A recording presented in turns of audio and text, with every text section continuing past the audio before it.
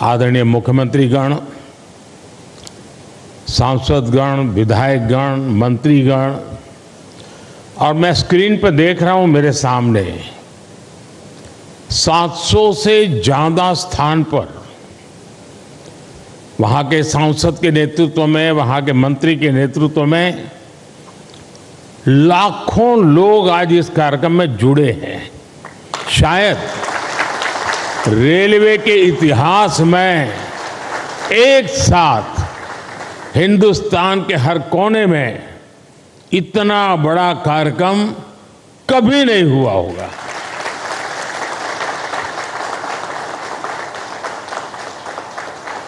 सौ साल में पहली बार हुआ ये कार्यक्रम होगा। मैं रेलवे को भी इस भव्य आयोजन के लिए बहुत बहुत बधाई देता हूं।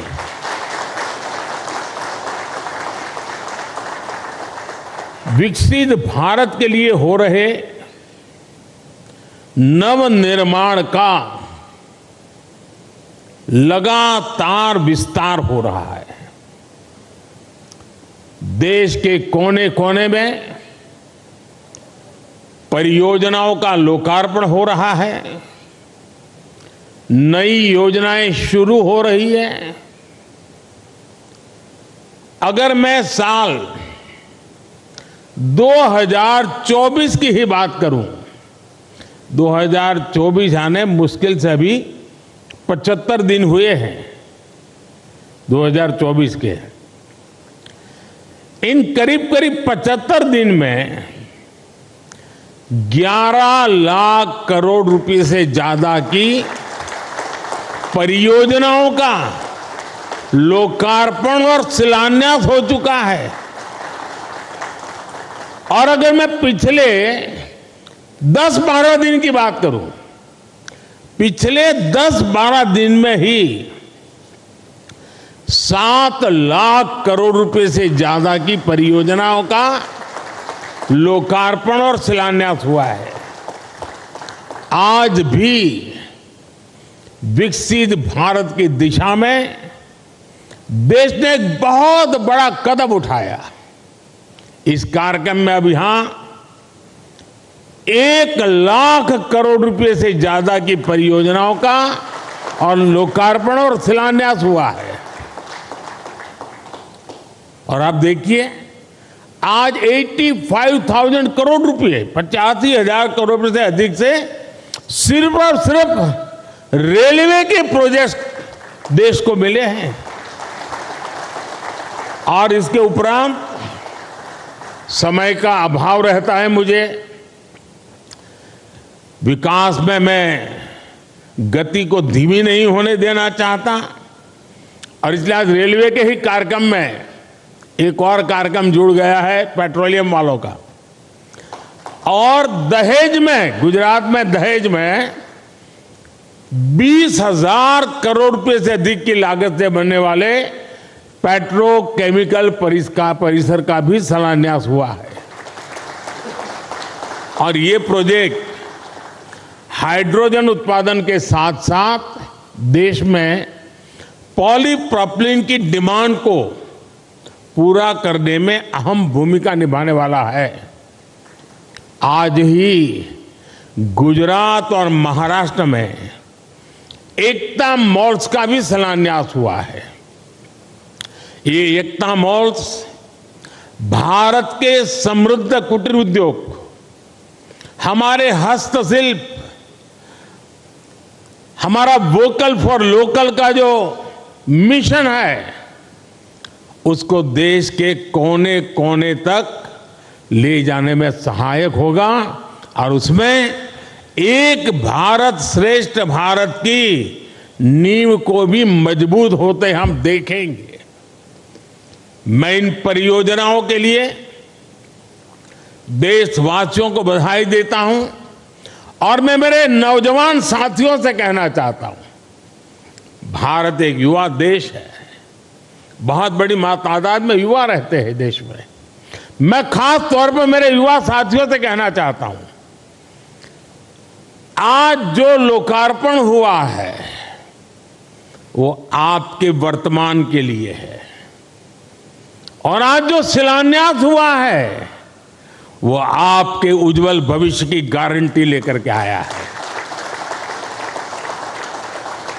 साथियों, आजादी के बाद की सरकारों ने राजनीतिक स्वार्थ को जिस तरह प्राथमिकता दी, और उसकी बहुत बड़ी शिकार भारतीय रेल रही है।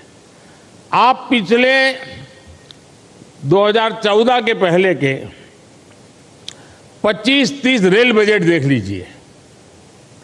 रेल मंत्री देश की पार्लियामेंट में क्या बोलते थे? हमारी फलानी ट्रेन का वहां स्टॉपेज दे देंगे, वहां हम डिब्बे 6 है तो 8 कर देंगे। यानी रेलवे, और मैं देख रहा था पार्लियामेंट में भी धप धप तालियां बजती थी। यानी यही सोच रही थी कि स्टॉपेज मिला कि नहीं मिला, ट्रेन वहां तक आती है, मेरे स्टेशन तक आगे बढ़ी कि नहीं बढ़ी। देखिए, 21वीं सदी में यही सोच रही होती तो देश का क्या होता। और मैंने पहला काम किया, रेल को अलग बजट से निकाल करके भारत सरकार के बजट में डाल दिया, और उसके कारण आज भारत सरकार के बजट के पैसे रेलवे के विकास के लिए लगने लगे।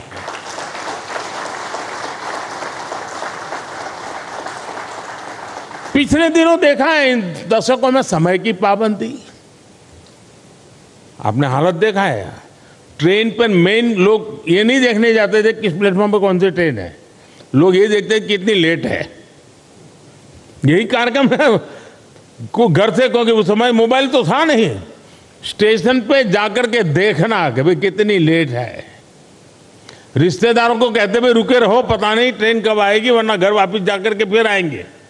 ये रहता था।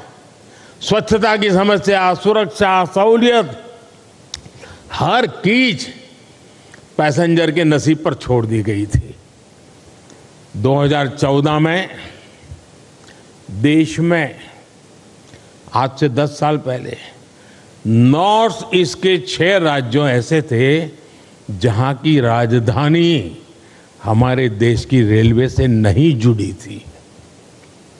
2014 में देश में 10,000 से ज्यादा ऐसे रेल फाटक थे, 10,000 से ज्यादा, जहां कोई व्यक्ति नहीं था, लगातार एक्सीडेंट होते थे, और उसके कारण हमारे होनहार बच्चों को, नौजवानों को हमें खोना पड़ता था। 2014 में देश में सिर्फ 35% रेल लाइनों का इलेक्ट्रिफिकेशन हुआ था। पहले की सरकारों के लिए रेल लाइनों का दोहरीकरण भी उनकी प्राथमिकता में ही नहीं था। इस परिस्थिति में हर पल कौन मुसीबतें झेल रहा था, कौन परेशानियों में पीसा जाता था? हमारे देश का सामान्य मानवी, मध्यम वर्ग का परिवार, भारत का छोटा किसान, भारत के छोटे उद्यमी। आप याद करिए, रेलवे रिजर्वेशन, उसकी भी क्या हाल था। लंबी लंबी लाइनें, दलाली, कमीशन, घंटों का इंतजार। लोगों ने भी सोच लिया था कि अब ये हालत कभी नहीं, सबने माना था भाई रेलवे बस ऐसी है, मुसीबत है, चलो 2-4 घंटे सफर करनी है, कर लेंगे, चिल्लाओ मत। यही जिंदगी हो गई थी। और मैंने तो मेरी जिंदगी ही रेल की पटरी पर शुरू की है, इन्हें मुझे भली भांति है रेल का क्या हाल था। साथियों, भारतीय रेल को उस नर्क जैसी स्थिति से बाहर निकालने के लिए जो इच्छा शक्ति चाहिए थी, वो इच्छा शक्ति हमारी सरकार ने दिखाई है। अब रेलवे का विकास सरकार की सर्वोच्च प्राथमिकताओं में से एक है। हमने 10 वर्षों में औसत रेल बजट को 2014 से पहले की तुलना में 6 गुना ज्यादा बढ़ाया है। और मैं आज देश को ये गारंटी दे रहा हूं कि अगले 5 साल में वो भारतीय रेल का ऐसा कायाकल्प होते देखेंगे जिसकी उन्होंने कल्पना भी नहीं की होगी। आज का ये दिन इसी इच्छा शक्ति का जीता जागता सबूत है। देश का नौजवान तय करेगा उसको कैसा देश चाहिए, कैसी रेल चाहिए। ये 10 साल का काम अभी तो ट्रेलर है, मुझे तो और आगे जाना है। आज गुजरात, महाराष्ट्र, यूपी, उत्तराखंड, कर्नाटक, तमिलनाडु, दिल्ली, एमपी, तेलंगाना, आंध्र प्रदेश, बिहार, झारखंड, पश्चिम बंगाल, उड़ीसा, इतने राज्यों में वंदे भारत ट्रेनें मिल चुकी है जी। और इसी के साथ ही देश में वंदे भारत ट्रेन की सेवाओं का शतक भी लग गया है। वंदे भारत ट्रेनों का नेटवर्क अब देश के 250 से अधिक जिलों तक पहुंच चुका है। जन भावनाओं का सम्मान करते हुए सरकार वंदे भारत ट्रेनों का रूट भी लगातार बढ़ा रही है। अहमदाबाद जामनगर वंदे भारत ट्रेन अब द्वारिका तक जाएगी। और मैं तो अभी द्वारिका में जाकर के डुबकी लगा के आया हूं। अजमेर, दिल्ली, सराय रोहिल्ला वंदे भारत एक्सप्रेस अब चंडीगढ़ तक जाएगी। गोरखपुर लखनऊ वंदे भारत एक्सप्रेस अब प्रयागराज तक जाएगी। और इस बार तो कुंभ का मेला होने वाला है तो उसका महत्व और बढ़ जाएगा। तिरुवनंतपुरम, कासरगोड वंदे भारत एक्सप्रेस मंगलुरु तक विस्तार किया गया है। साथियों, हम दुनिया भर में कहीं भी देखें, जो देश समृद्ध हुए, औद्योगिक रूप से सक्षम हुए, उनमें रेलवे की बहुत बड़ी भूमिका रही है। इसलिए रेलवे का कायाकल्प भी विकसित भारत की गारंटी है। आज रेलवे में अभूतपूर्व गति से रिफॉर्म हो रहे हैं। तेज गति से नए रेलवे ट्रैक्स का निर्माण, 1300 से ज्यादा रेलवे स्टेशनों का आधुनिकीकरण, वंदे भारत, नमो भारत, अमृत भारत जैसी नेक्स्ट जनरेशन ट्रेन, आधुनिक रेलवे इंजन और कोच फैक्ट्रियां, ये सब 21वीं सदी की भारतीय रेल की तस्वीर बदल रही है। साथियों, गति शक्ति कार्गो टर्मिनल पॉलिसी के तहत कार्गो टर्मिनल के निर्माण में गति लाई जा रही है। इससे कार्गो टर्मिनल बनने की गति तेज हुई है। लैंड लीजिंग पॉलिसी को और सरल किया गया है। लैंड लीजिंग प्रक्रिया को भी ऑनलाइन किया है। इससे काम में पारदर्शिता आई है। देश के ट्रांसपोर्टेशन सेक्टर को मजबूती देने के लिए रेलवे मंत्रालय के तहत गति शक्ति विश्वविद्यालय की स्थापना भी की गई है। हम निरंतर भारतीय रेल को आधुनिक बनाने और देश के कोने कोने को रेल से जुड़ने में जुटे हुए हैं। हम रेलवे से, नेटवर्क से मानव रहित फाटक समाप्त करके ऑटोमेटिक सिग्नलिंग सिस्टम लगा रहे हैं। हम रेलवे के 100% इलेक्ट्रिफिकेशन की तरफ बढ़ रहे हैं। हम सौर ऊर्जा से चलने वाले स्टेशन बना रहे हैं। हम स्टेशन पर सस्ती दवा वाले जन औषधि केंद्र बना रहे हैं। और साथियों, ये ट्रेनें, ये पटरियां, ये स्टेशन ही नहीं बन रहे, बल्कि इनसे मेड इन इंडिया का एक पूरा इकोसिस्टम बन रहा है। देश में बने लोकोमोटिव हो या ट्रेन के डिब्बे हो, भारत से Sri Lanka, Mozambique, Senegal, Myanmar, Sudan जैसे देशों तक हमारे ये प्रोडक्ट एक्सपोर्ट किए जा रहे हैं। भारत में बनी सेमी हाई स्पीड ट्रेनों की डिमांड दुनिया में बढ़ेगी तो कितने ही नए कारखाने यहां लगेंगे। रेलवे में हो रहे ये सारे प्रयास, रेलवे का ये कायाकल्प नए निवेश और निवेश से नए रोजगार की भी गारंटी दे रहा है। साथियों, हमारे इन प्रयासों को कुछ लोग चुनावी चश्मे से देखने की कोशिश करते हैं। हमारे लिए ये विकास कार्य सरकार बनाने के लिए नहीं, ये विकास कार्य सिर्फ और सिर्फ देश बनाने का मिशन है। पहले की पीढ़ियों ने जो कुछ भुगता वो हमारे नौजवानों और उनके बच्चों को नहीं भुगतना पड़ेगा, और ये मोदी की गारंटी है। साथियों, भाजपा के 10 वर्ष के विकास काल का एक और उदाहरण पूर्वी और पश्चिमी डेडिकेटेड फ्रेट कॉरिडोर भी है। दशकों से ये डिमांड की जा रही थी कि माल गाड़ियों के लिए अलग ट्रैक होना चाहिए। ऐसा होता तो मालगाड़ियां और पैसेंजर ट्रेन दोनों की स्पीड बढ़ती। ये खेती, उद्योग, एक्सपोर्ट, व्यापार, कारोबार, हर काम के लिए ये तेजी लाना बहुत जरूरी था। लेकिन कांग्रेस के राज में ये प्रोजेक्ट लटकता रहा, भटकता रहा, अटकता रहा।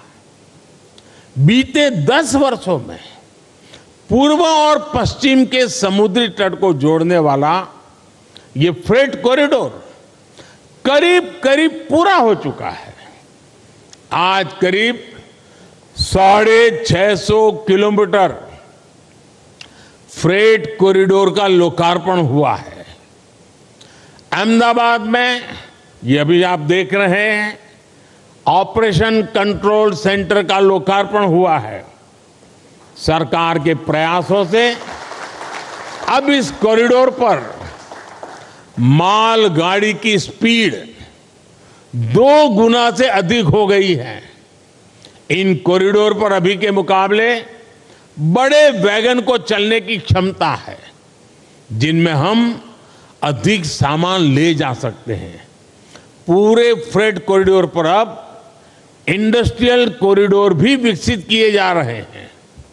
आज अनेक स्थानों पर railway goods shed, Gati Shakti multi modal cargo terminal, digital नियंत्रण station, railway workshop, railway loco shed, railway depot का भी लोकार्पण आज हुआ है।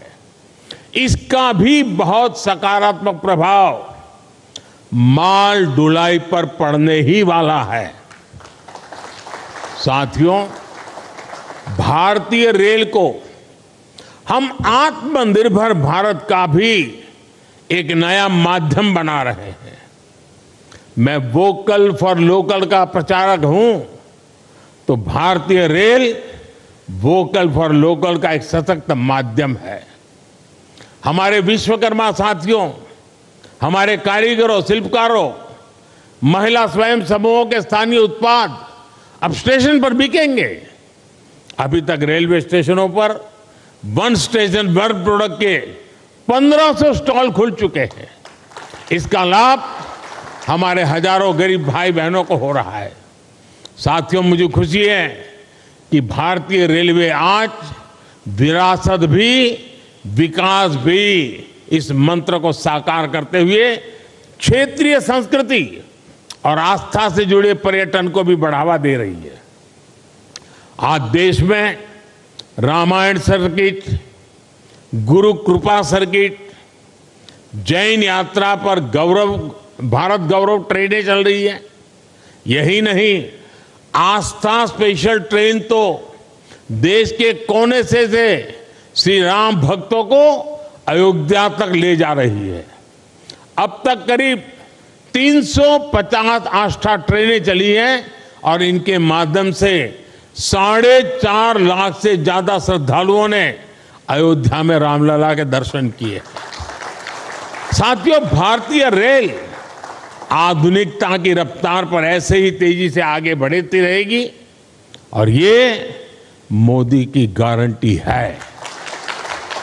सभी देशवासियों के सहयोग से विकास का ये उत्सव भी निरंतर जारी रहेगा।